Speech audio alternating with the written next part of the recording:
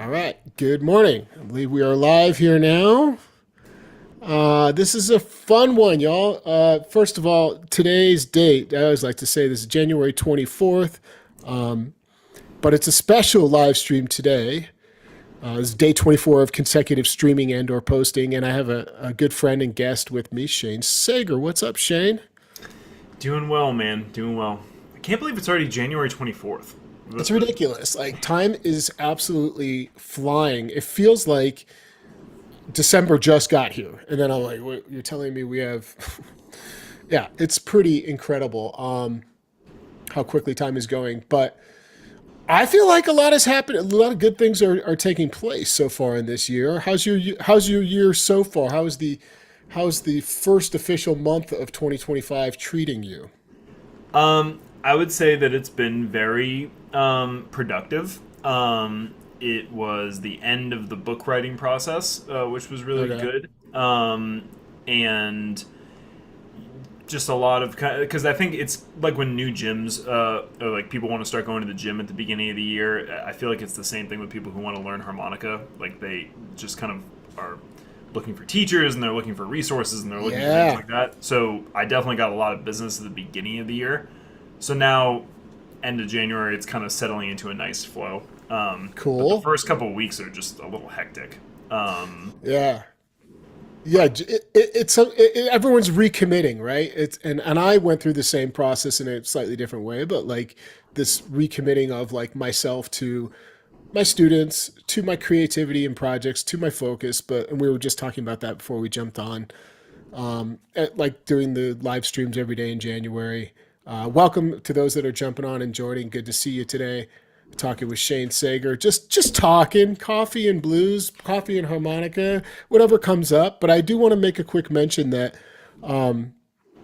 tomorrow I'm offering up a class, so I just want to put it out there in case you are just joining and haven't heard about it. It's called Bluesier Blues Licks, Shane. My idea is to help folks retrain second position breathing and get more out of it by focusing on draw only, so inhale only notes to see what's possible because there's plenty of ideas, as you know, in second position where we just inhale. And then uh, we work on exercises and warm ups. We go into the licks, grab some cool examples. I've added Billy Boy Arnold, Wish You Would, to the mix because that's all draw notes, that opener lick. Ba, ba, ba, da, ba, ba, ba, da, da. And then you got My Babe, which is chock full of stuff, plus just my own ideas. We're going to do them against tracks. We're going to work on how they might lay out. It's going to be a pretty thorough class. So if you want to check it out, just go to harmonica123.com and go to the homepage and look for that. Good morning to everybody tuning in, and thanks for liking the video so we can get around. Back to our discussion, though. What's that? There's another all draw song that, of course, I'm blanking on right now. Jim Liben. All corned up, and I already taught that class. If you guys haven't heard it, thanks for reminding me. Thank you for that. Let me write this down. If you haven't heard the song All Corned Up, you can find it on YouTube. I believe that's where yeah, I'm almost positive that's where I located it. And you can also find a little interview with David Barrett and Jim talking about the song, a little snippet of their interview. And one thing I would say about that, let me see if I can get this better. Is that a little better? I don't know. One thing I would mention is that how can I put this? First of all, if you don't know Jim Liben, just please get hip to Jim Liben because he's incredible. And listen to what's the new one? No, it's not new anymore. With Joel Patterson. Just type in Joel Patterson, Jim Liben. You'll see. I'll look it up in a minute. But that song, what struck me as incredible, besides it having all draw notes, is just how sophisticated the phrasing came out when he. Yeah. It's incredible, man. Yeah, and So there's yeah, there's all kinds of little things that he does on the three draw in particular that's really, really yeah. deeply nuanced. And yeah, I remember Ronnie was at you were actually the first person to show me Jim Liben. And I remember you gave me one of his albums, and you were like you were like, I want you to listen to this, and then I want you to come back to me and tell me why it's so good. And I genuinely couldn't figure it out for like a week. I listened to this thing. And then I finally came back to Ronnie. I was like, man, I don't know, like, what is it? And you were just like, he's not using any vibrato. Yeah, almost no vibrato in the album that we're talking about. I'll tell you, if you're really into Butterfield or into Little Sonny or any of those guys, listen to the opposite side of the spectrum and listen to someone like Jim Liben, and you'll be much more aware and much more cautious as to how you use that ornament on the harmonica. Isn't that interesting? And so, by the way, the CD's called "I Say What I Mean," and if you don't have it, pick it up or start listening to it, stream it. It'll change your world. Before it occurred to me, before the light bulb went off or the epiphany of like, well, this is what's going on, of there being a lack of vibrato. What I noticed was just that there was something happening consistently throughout his playing that I couldn't put my finger on, but it felt very connected. It felt like his sound was so big, and that's what I came back to at the end of the day, which was, sorry, I'm so distracted by this light today, y'all. There we go. Was that when you remove the vibrato from your playing, you get the fullest, biggest, fattest sound. And then when you start to put it back in, your consideration of how to ornament the lick or whatever, that's where your creativity is kicking in, going, maybe not here, maybe not here, aha, here. And you start using it more tastefully. And I think that applies to a lot of the different ornaments on the harmonica, like vibrato, flutters, warbles. Apply it to anything. But I think that, do you find like with your students that if you teach them something like a warble or something like a flutter or something like that, that they kind of, that becomes the hook for them for a long time, then they have to break that habit? Yeah, it's fun to learn something new. And I think what happens is we get caught up in the excitement of it and we forget about what we're really saying when we do it. So yes. And so the best way to not overcome, but to avoid that pitfall would be to learn by example. And so I do think it's important to hear how other, really advanced players are using, for example, the flutter. If you fluttered a bunch, it would have no meaning. A flutter, y'all, sounds on a B flat like this. And if you just, everything you did that, it would have no meaning. Just like sometimes in English, you're speaking and you just happen to keep coming across the same words or adjectives, it would lose its flair. So same thing. It's about finding a specific application and examples of how players are using it. And you're right, it goes for everything. Warbling, vibrato, flutter, maybe not as much tongue slaps, but hand techniques sometimes. But yeah, it's a big one, man. And this segues into something really cool you and I were chatting about right before we hopped on today, which is I caught an interview. Can you remind me where folks can find it before I get into this? Where's that interview located?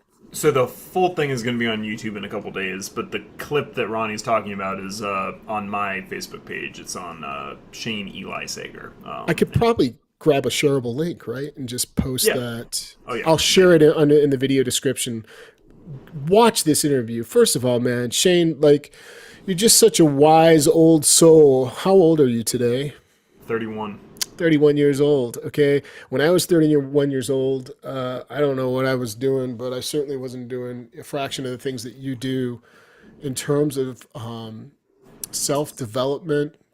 And that includes developing awareness and good practice habits that may sometimes interrelate to your music and sometimes don't. But what struck me is just how the correlation of that, all the things you were sharing in the interview were like, yeah, this is also really applicable to music, even though sometimes it was just life stuff. Yeah. But journaling was the thing that stood out is like, if there's one thing that I don't think most players are doing, and this goes for obviously beyond just harmonica players, it's journaling to some capacity. There are various things you can journal about. And I Yeah. thought we'd take a minute and talk about some of those things, but also talk about how that's impacted your music and otherwise, maybe personally. So, what are some of I guess we'll start with music or harmonica. What's some of your favorite things to journal about? And I'll share a couple of mine as well. I mean, so I think there's a lot of buzzwords, and I talk about this in the interview a little bit in the full interview.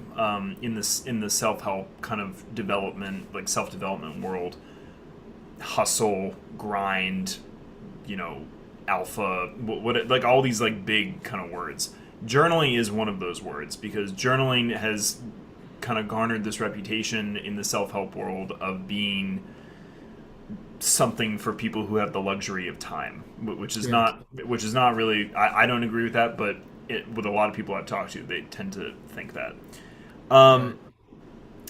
For me, I started journaling when I was like 7. My dad pushed it on my sister and I, so it's always been a part of my life. And you know, when you're 7 versus when you're 31, the quality of the prose is very different. Yeah. But the idea still remains. The idea of journaling is tracking.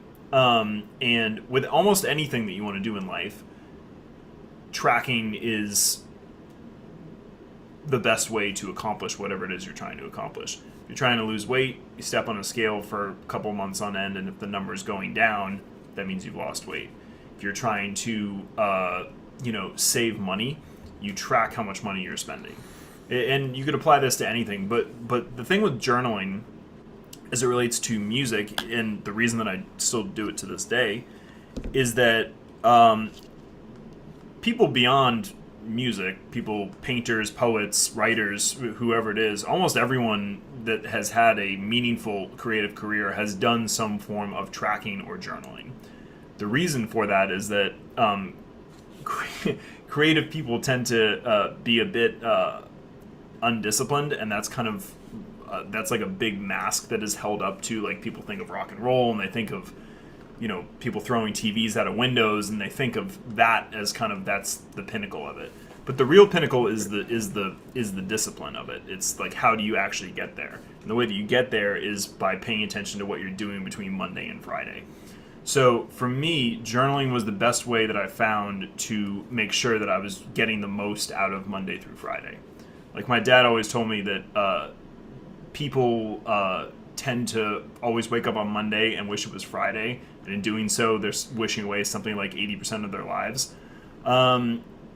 And journaling and actually seeing the issues that you're having or the creative things that you're interested in exploring, actually being able to see it on the page is very different than it just living in your brain. And most of the time, when things live in our brain, we either do one of two things: we don't act on them, or we forget them.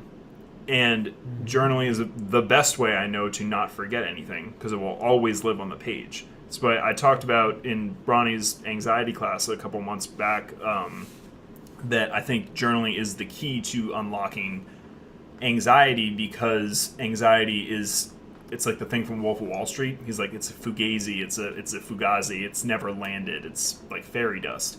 That's really what that kind of fear is in your mind. But once it's in the physical world and on the page, you can actually look at it, and you can say, I either agree or disagree with that, or that's reality or that's not reality.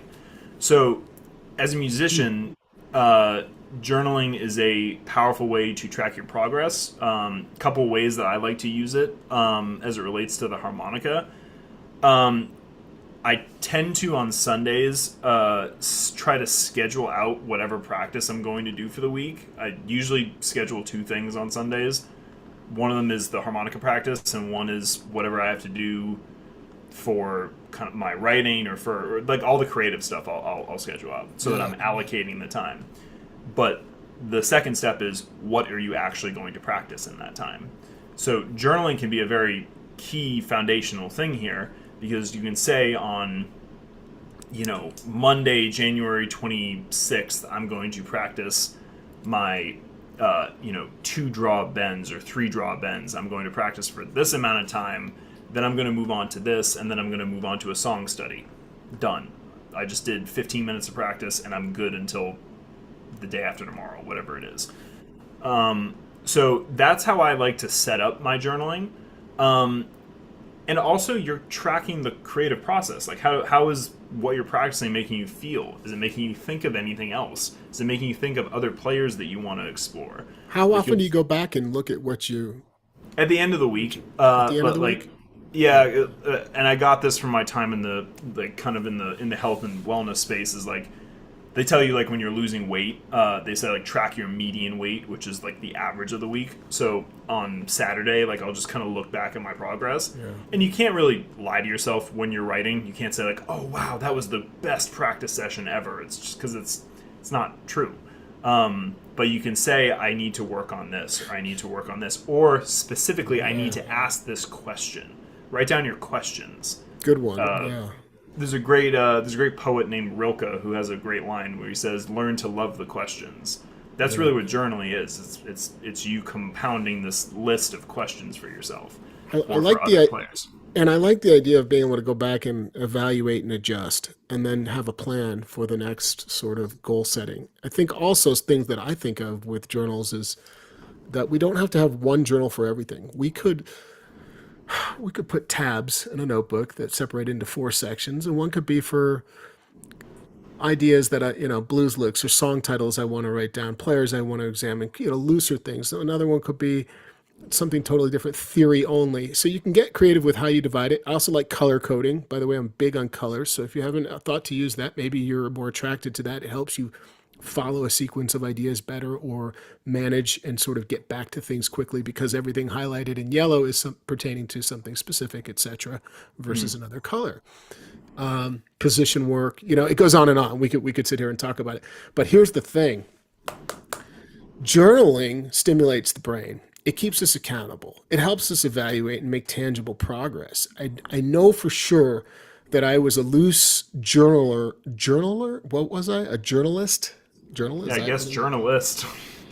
I was somebody that loosely journaled early on, and I was very creative with what I think I've shared this with you, Shane. But I used to write about the keys of the harmonicas I owned and what they made me feel emotionally and what they conjured, what kind of imagery they brought up for me, and all this contemplation and fun sort of light journaling led to more specific journaling, like the blues licks ideas and other players that I wanted to keep track of. And before I know it, it was a way for me to just like go back and like not only track progress, but like, oh yeah, remind me. Like there's that thing I don't want to forget to dig into because it really emotionally was moving me. So journaling is a big one. I don't want to get caught up too deep in journaling today, but yeah.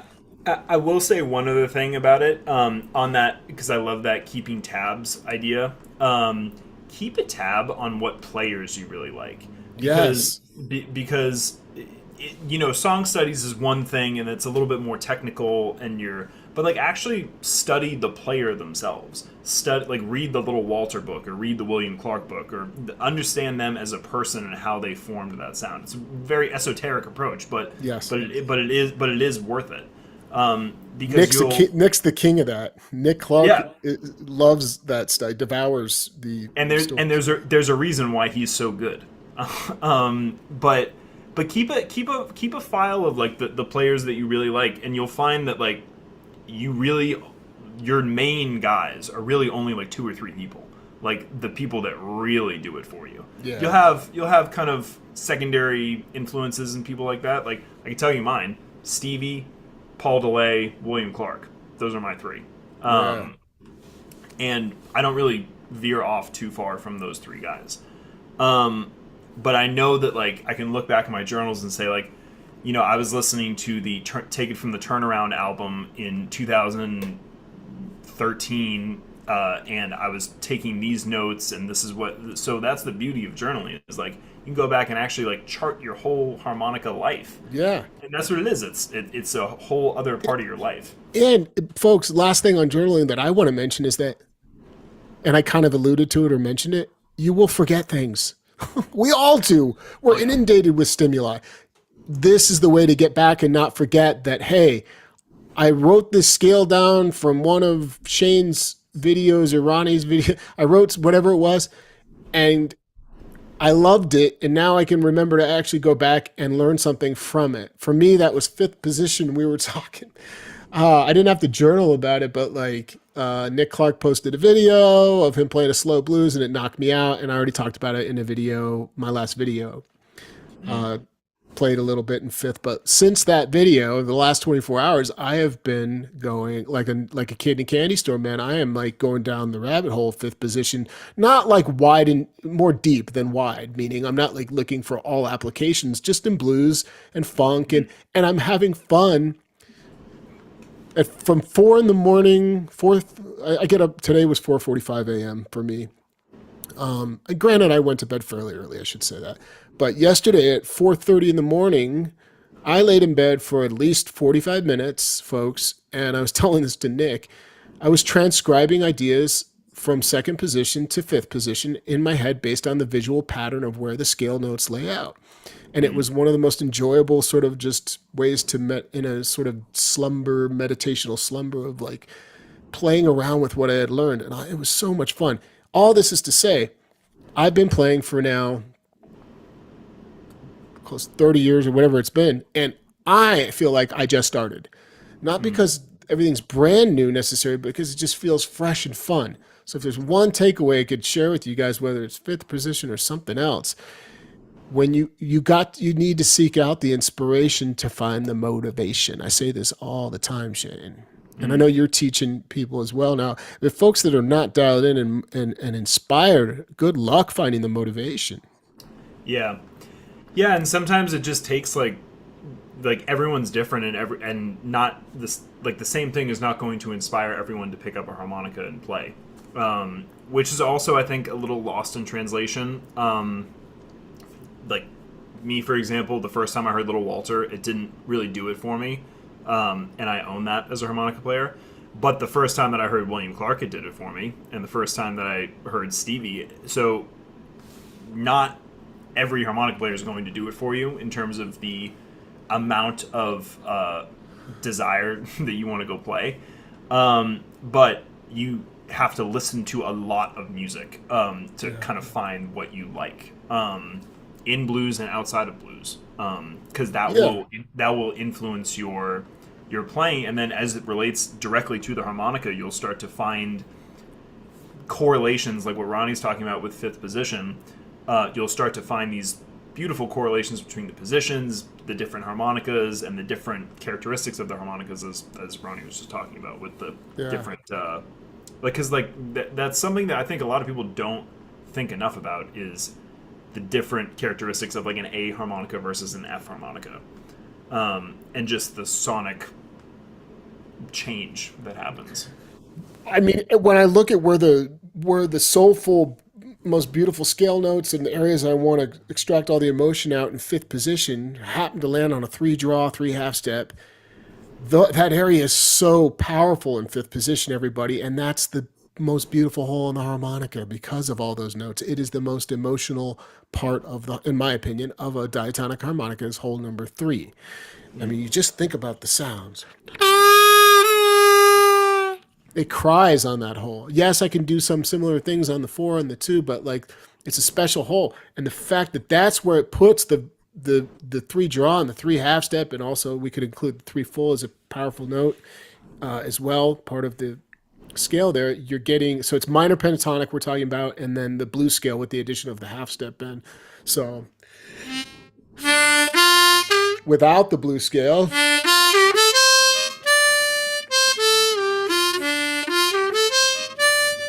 or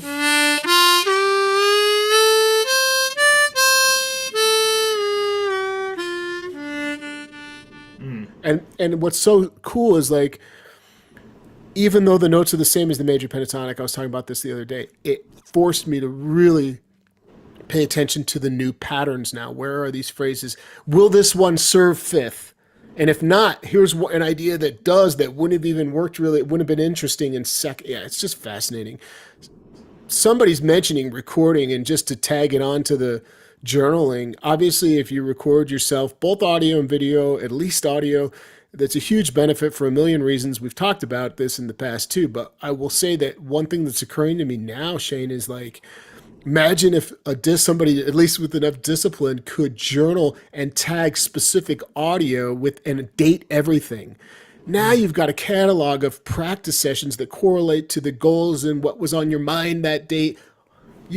and then imagine if you took that to like a coach, a harmonica coach or teacher, and said, can you listen to a couple of these? Can we talk about where I'm at? You've done enough work and legroom to leverage like a lesson way more than somebody who's just like, I don't know, tell me what to do or what should I be doing. Yeah. So a little bit of self exploration is required when you're learning music. It's not just the face like mechanical sort of I will learn this scale, I will learn this technique. We really need to, it's like you said, it's like the esoterics approach of things is really powerful, but we it seems like we're not really valuing or taking that into consideration all the time. So I love that you brought that up.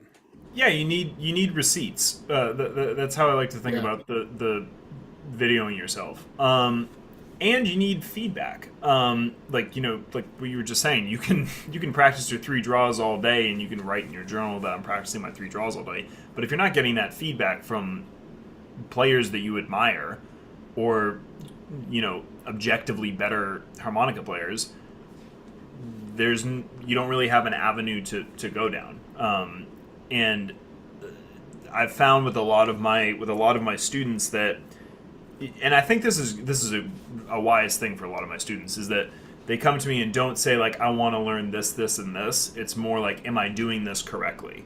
Yeah. And that's a much better mindset to be in. I think it's good to have goals, but I think also like to have a very clear starting point is essential. Like it is the most important thing. Totally. By the way, we should back up because I jumped right in and went say, hey, my friend and my whatever, and we jumped into this whole talk today, but I didn't really give anybody background for those that don't know Shane and haven't seen me talk to him or haven't joined a class that he's taught in on harmonica 1, 2, 3 or taken a lesson with him. Shane and I met years. I'll make this quick, but we met several years on the East Coast in an event. He was attending to learn harmonica, right? Like just a Hmm. harmonica event. And then we kept in touch and became friends. And now we're here. We fast forward, and not only are we good friends, but we actually now get to co-teach through online and in-person opportunities like the Boston Harmonica Bash that just happened in December, and numerous online collaborations. So Shane spent, I want to say you were over, was it 6 years working 6 with, years. yeah, so with Sting on a world tour, and wow, so like lots of experience with one of the best artists in the planet, in my opinion. Uh, Let me just throw this out at you. What were your top three? And it does not have to be harmonica related, obviously, at all. What Mm. were your top three takeaways from your time and experience with that travel with Sting and performing? I think the biggest one is that you know I think that touring is functioning chaos. That's how I always like to think about it. I think there's a reason that something, I forget what the number is. There's some statistic that says like only 2% of musicians tour like that much. We were touring 10 months a year. And I think that one of the major takeaways was just how much discipline it actually takes to tour, not just to play music, but to tour. Right. It's because it's just we were nonstop for months and months and sleeping in little bunks on buses, and it was it's you feel a little displaced, but the way that you kind of find order in the chaos is that you have to master your Monday, Tuesday, Wednesday, Thursday, and Friday. Like you need to have Yeah. some order in those days, otherwise it's just you know you're kind of flying by the seat of your pants. So So a I little would say, structure. So a little bit of structure in the yeah, because it's routine. so going back to what I said before about like throwing the TV out the window, like that's all well and good, but you still have 9 months and 30 days that you have to Right. do for your year. So like you can have those days every now and then, but really it's focusing on the checks and balances of how do you actually get how do you make the other 22 hours in the day as fruitful as possible so that you can get on stage and be the best you can be in front of all these people. So that was certainly one of the takeaways, was the discipline that it requires to actually tour. I think another one would be preparation, because I did so much preparation for the tour itself, and then while we were on tour was getting assigned way more work, outside song studies and other things that I had to learn. So, you know, it's that classic thing of like, you know, once you get the gig, that's only 75% of the battle, but that other 25% is you still need to perform as well as you did on the first day for 6 years straight. So it's prior preparation prevents poor musical performance. That's something I always think about. And then I guess the last thing would be, you know, you gotta, like I said in the podcast the other day, is like don't overcomplicate things that don't need to be overcomplicated. What I mean when I say that is like if you're not getting better on the harmonica, most of the time it's a result of three things: you haven't put enough time in, you don't know what you're doing, or you haven't had enough feedback and guidance from someone you respect. Most of the time, it's one of those three things. Can I add one? Yeah, Distraction. for People sure. trying to look at too many things to work on at once. Yeah, and we live in an age now, in this digital age, where it's easy to overcomplicate things because when you get this huge paradox of choice and the algorithms and AI and all this stuff, it's really easy to major in the minors. Um, you know, how do I Yeah. get this, like, you know, ultra customized harp to hit my three draw bends? You don't need an ultra customized harp. You just need to spend some time and actually get those bends in tune. So Yeah. that's what I mean when I say like don't overcomplicate the things that don't need to be overcomplicated. Everyone is looking for a silver bullet. Everyone's looking for a magic potion to get to a certain place in their music or in their life. And unfortunately, reality is not that kind. Reality is you just need to put in the time. And but the thing is that time doesn't just happen. You need to make that time happen. And for me, going back to journaling, if I don't write it down, it's not going to happen. Good point. I think we can safely say that there's plenty of upcoming harmonica players, enthusiasts, whatever, that have probably blown more money than they care to admit on exploration with, and some of it's money well spent, by the way. Yep. Exploration with harmonica manufacturers and models, trying different harmonicas, buying amplifiers and multiple ones, microphones. We've all done it to some degree. Thankfully, I was pretty broke when I started, so I didn't have the luxury of like I was like I just need another A harp. But like I think that like we could save you a little bit of time and tell you that one one decent amplifier, one good mic. You know, you don't need to go bananas, and you can definitely live with something for a while that you buy before you go Mm. bananas. Gear is a rabbit hole.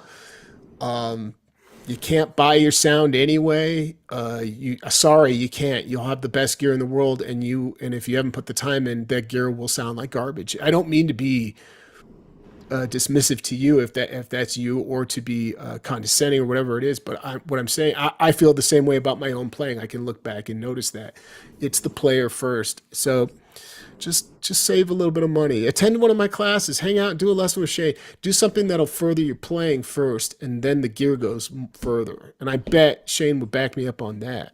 I'll give you a story because I like stories.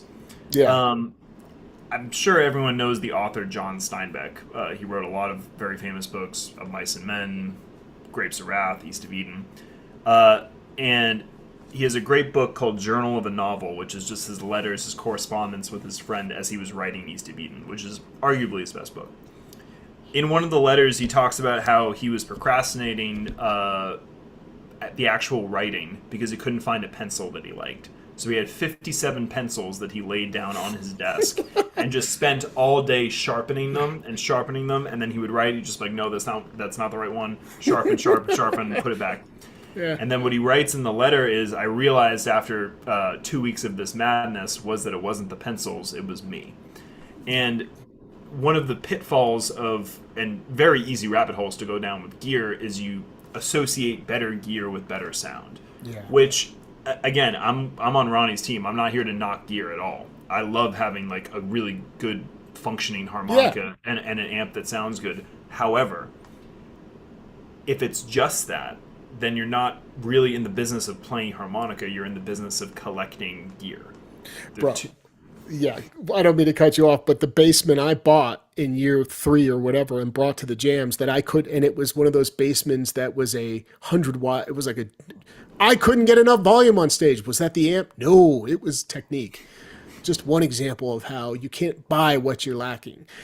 I probably could now make like a 10 or 15 watt amp serve that purpose, and I couldn't make a 100 watt amp do it. What do you yeah. think the difference is? Sorry to interrupt. I didn't mean No, to. it's so right, and like you can tell, like if you go to a harmonica workshop, which if you're listening to this, I'm sure that some of you have been to one, and you have those moments in the workshop where everyone like there's like a whole line of harmonica players, and they go up and they all play the gold Right. mic. That is the ultimate. Yeah. Everyone is playing through the same amp with the same mic, presumably set at the same volume, except for some people who go like this. But let's say it's all the same volume. You can tell immediately the quality of the player just by that. Like I don't need to hear anything else. I just need to hear that. Yeah. But it's funny, Ronnie, because like when you and I taught at Todd's thing a couple of months Yeah. ago, there was like a huge line of students, and then you went up and then you played, and it just sounded so different. And I was like, wow, it had, and that was like the most clear thing that stuck in my head of like when it comes to amps and the quality of the player like playing into it. It just sounded so much different. You're interesting. This talk about amplification. It's a popular topic, by the way, gear in general. But I just want to reiterate something about playing amplified for those that are new to it or struggling with getting something right. The biggest tip I can tell you about it is once you've decided to land on the microphone that you will use, be it a stick or bullet microphone. Okay, here's an example of more of a stick. Show them that more of a stick mic versus more of a bullet shape, which would be like a static or sure green bullet. The biggest thing you need to do after dialing in your desired sound, let's say to your best ability based on your what you can do at that moment, dialing it in through the amp controls, etc. The best thing you need to work on, where you really need to spend your time, is the positioning of the hands and how that relates. And we're not going to go deep today, but how that relates to the face and how they work together to seal off sound so that you can produce more volume and a more bottom end. Right. So Yep. if your goal is like, if you say, well, Ronnie, but that's not my goal, isn't to get that big. Okay, fair enough. You can adjust as needed, but you start from what you can get the most out of and adjust from there by loosening hand position or changing the controls and the tone on the amp. But if you don't work on breath control and hand technique as it relates to the mic and your face, and I keep doing this to show you that there's often times when we're playing with the hand right here that you'll never accomplish that sound that I remember hearing other players get that I couldn't get, which was this big robust sound. How come he sounds like that? And I pick up his stuff and he didn't change anything and I sound nothing like it. So you have to, it took a while to develop that technique. Quite a Hey, while.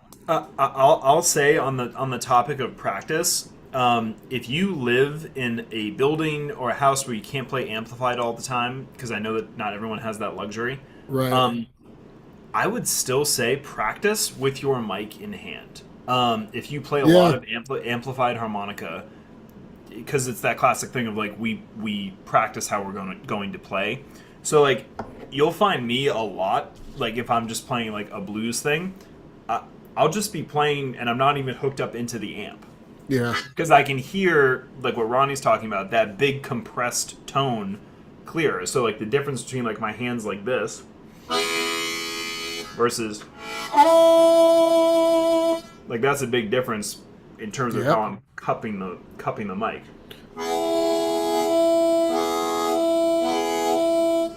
So Yeah. that's a really good practice point, especially if you play like that kind of little Walter style thing.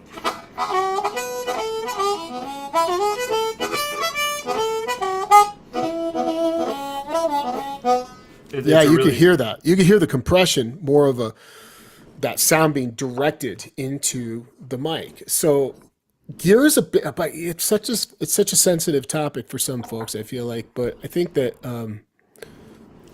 it's Yeah, like budget first, right? Like when you're thinking gear, just to kind of bring it all home here, budget dictates everything because if you only have a certain budget, then obviously we all want to buy the best gear we can buy. That goes for the harmonicas, the amps, the mics. And I do think that's wise to go to an extent. But buying multiple amps when you're still learning, you just wait for it. Think yeah, about the application. Are you going to jams? Okay, you might not want a 5 watt amp because you might not hear yourself because everyone's starting in the 5 watt zone. And I love 5 watt amps and I want to bring that, you bring it home and practice with a 5 watt. You can get away sometimes at a jam. I've worked at a loud jam with a 5 watt, but I've got a lot of experience on how to work with the amp and my technique and whether I want to mic it or line it out and all these different things that you may not have. So, like, think about your budget, get something that is reputable that many harmonica players that or at least one that you trust has said this is going to be a good one for you, and then trust that and live with it for a while until you notice a difference in the sound you're able to produce. That's my biggest advice, is like, you'll know it when you hear it. It'll sound like somebody else is playing. All of a sudden you'll go, that's me, like I'm getting that thing. Because I know that when I play next to certain players, I can hear. I'm like, there's a thing happening that's different from what I'm doing, and it's again, we're all different. So can I ask you a question on the subject of gear, not amplified gear, but actually the harmonica itself? sure, man, yeah, So I forget. I was talking to someone at Spa about this, and so 12 keys of harmonica, like the 12 kind of standard keys.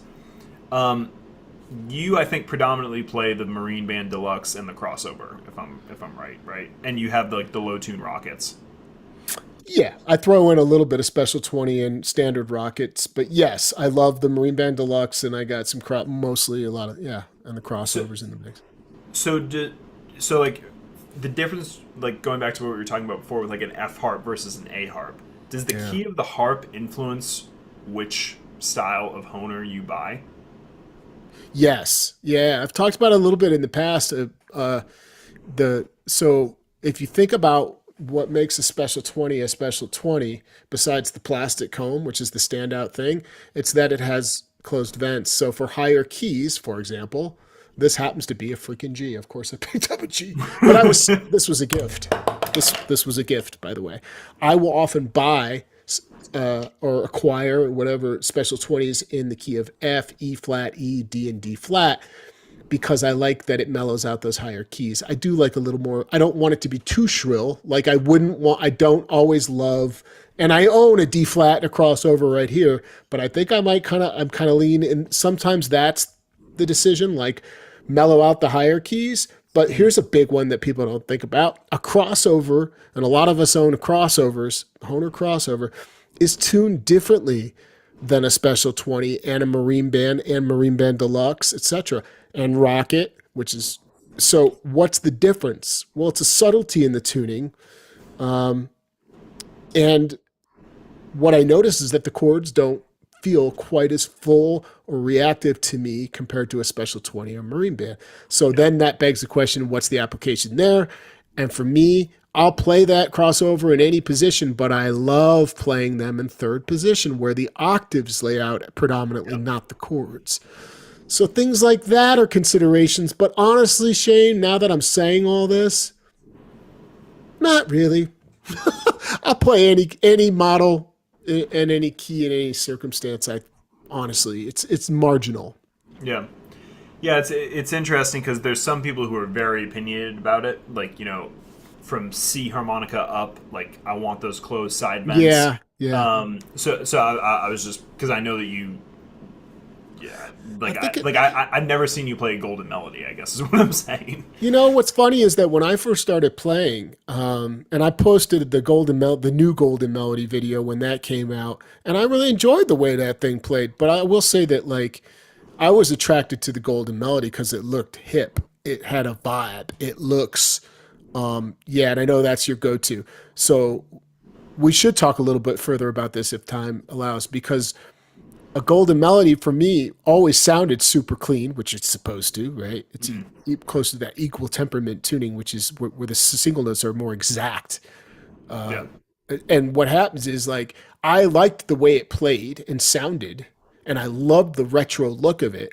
But as I developed, I craved the chord, more of a fat chord. So if I wasn't going to be messing, and I wasn't tuning my harps or doing anything, then I fell more into the special 20 kind of category early on. That's what I Mm. played forever. So golden melodies, though, man, that's your go-to. This is a good discussion, which is like, well, is it just for playing like country and single note oriented things? No way. You can chord on that and do a. Why do you love the golden melody, man? Let's talk about why you love the golden melody. Well, so I guess I'll preface this by saying that my two are the crossover and the golden melody, predominantly golden melody though. My first harp was a golden melody actually. It was a golden melody in the key of C, and I didn't know. Obviously, when you pick up the harmonica, you don't know what equal temperament tuning is. You don't know what compromise tuning is or anything like that. I was just like, Yeah. oh, it's a harmonica. But I had an old chromatic teacher Mike Turk, who was fantastic, and if you don't listen to him, you should get a lot of his records because they're great, great diatonic and chromatic player. He told me a long time ago when I was picking out like what chromatic I was going to play. He said you should pick an axe and stick to it because your mouth gets accustomed to moving around on it. So I thought about that, and like I played the same chromatic for ever. I deviated from it one time, and then that took about 3 days. But the golden melody, what I liked about it was it was really comfortable to hold. Yeah. Like the actual kind of rounded sides of it. And it's thin. And it's thin, and like my mouth, and because I was primarily a pucker player, I didn't tongue block until a couple of years ago. But I was really drawn to like all the country, like what you were saying.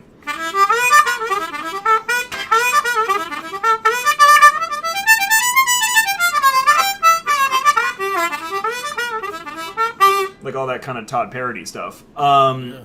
And it just like I was able to move on it really easy. I wasn't playing a lot of chords at the time.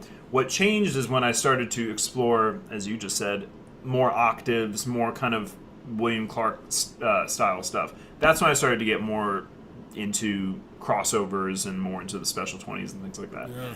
But predominantly, I still play the golden melody because I don't know. I just feel like I can get more expression out of it in a weird way. This is a D flat. I put a brass comb in it. I like making those because I tend to muddy up my sound pretty good. I like the brass comb because it brightens it up a little bit. Yeah. And I also play a lot of things like kind of BB King style things.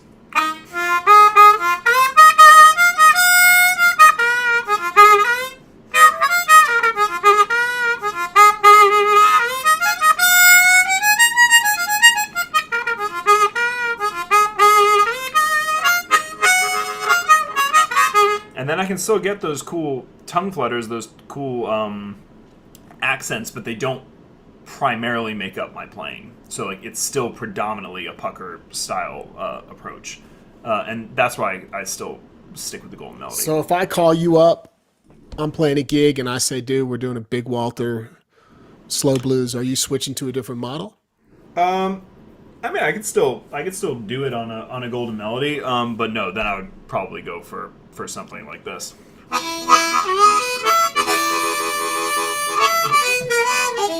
Like Based on feel, action, or tuning, or a yeah, combination? based on feel because I'm doing a lot more tongue blocking, and I just feel it's more comfortable for me to tongue block on a marine band or like a marine band design. Okay. I mean, I could still do it on a golden melody.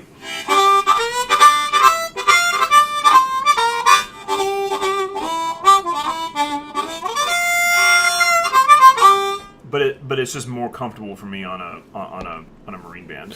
I will say that, like, until you get, it seemed like until you get a handful of different models of harmonicas in your hand, it's you never know. So if there's one area where you're going to splurge a little, the instrument itself is a worthwhile splurge. Getting a key that you would use, often like C, A, D, or G, or something like this, where it's okay to own. a few Yep. A's, etc. And it will help you land on the one that feels right for you. So let me catch up in this chat real quick, Shane, because it looks like there's some action going on in the chat. Welcome everybody. Thanks for giving the video a like. If you haven't done it, it helps gain traction and feed the algorithm, so I can keep doing these and reach as many folks as possible. We appreciate that. I'm going to link, I just want to remind you, I'm going to link some things in the video description also from today's discussion with Shane, like his interview, maybe his information if you want to reach out to Shane, connect with Shane, learn more, whatever. And he's a wonderful resource, and he's just a hell of a guy, too. Shane, this has been cool to be able to just connect and just like chat. What did we call this? I called it Coffee and Blues with Ronnie and Shane. We might have to do something like this again. You were right. This is kind of your idea, man. Shane mentioned a few weeks back, why don't you just maybe do some, we're talking podcasts. He's like, well, why not just, coffee and harmonica or coffee and blues? Let's Yeah, keep because it chill. if there's two things that go very well together, it's coffee and harmonica. They, that's for sure, man. That's I wrote an article a long time ago that was basically about how to get in more micro practice sessions, and I just said just keep a harmonica next to your coffee pot. Like that is the easiest possible way to get like an extra 45 seconds of practice in the morning. Hey, man, I'm throwing that lion's mane mushroom powder in my coffee now. It's supercharging my brain, folks. Why do you think I've been checking in every single day? It's the mushroom powder. Good morning to everybody. I just want to check in real quick on the chat before we jet today. Good morning from Smoky, California. Yeah, Todd, I hear you, man. We're all pulling for you guys and thinking about you and hope that it just improves every day. Good morning, Clay. And I see it looks like Mike. That's probably Mike, MT Grill. What's up, Mike? Flying Harp. Good morning. Thank you for taking the time. Of course. Yeah. Shane, nice post today, Shane, on your Substack. I agree. I was sharing that. So go ahead and what's the quickest way for folks to join your Substack or start checking some of that out? I'll put this in the video description too. Yeah, for sure. For Substack, but is writings, often pretty much harmonica related, music related, and some other stuff in the mix. Writings that you're releasing. How often do you do the Substack? Every week?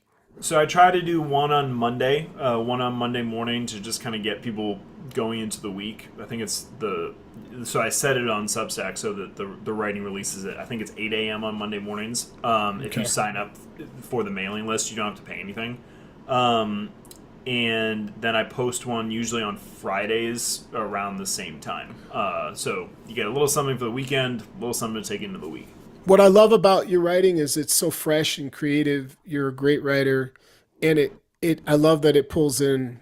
It's this ebb and flow because as naturally music is with life and personal experiences, yet tying it back to music, and it's just off. It's just awesome. You guys should check it out. It's some really good reads going on there. Hey, I see your comment, Michael, about the weird metallic taste even after a proper cleaning. That has to do with some people's enzymes and or reaction to certain metals.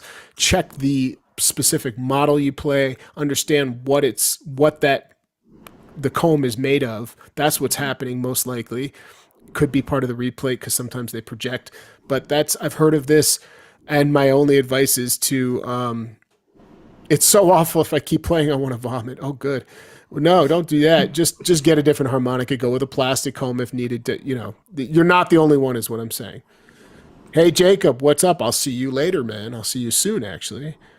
B flat is a bluesy, non-familiar key for sure, man. B flat's if you're looking for your next key and you already own a C, A, D, and G, B flat's got your name on it. In fact, I might even. It's like your top 5 keys right there, Shane. You got to have the B flat's crucial. Do you want to hear a funny story? Sure, man. This will entice people to pick up a B flat, I think. So I've been playing for about a year, and I didn't have a complete set of harmonicas, and I also didn't know a lot about music in general. I knew about I was a drummer originally, so I knew about rhythm, but I didn't know how things related to chords and what chords were. So I go to this jam one night, and I have an A harmonica, a C harmonica, and a B harmonica. B? Did you say B? B. B as in boy, which would put you in F sharp, that your cross harp key, or C sharp minor, or Yeah. yeah. Okay, So okay. so I get up to play, and the band calls a slow blues in the key of F. And I'm like doing the harmonica math in my head. Math. Yeah. I'm like, oh wait, so what does that mean? Like second position, does that mean? Oh, of course it means B. Oh boy. Which we, by the way, if you're in the key, if they say F, you're on your B flat for second, not a B. That's why Yeah, this is so funny. yeah, so it was like the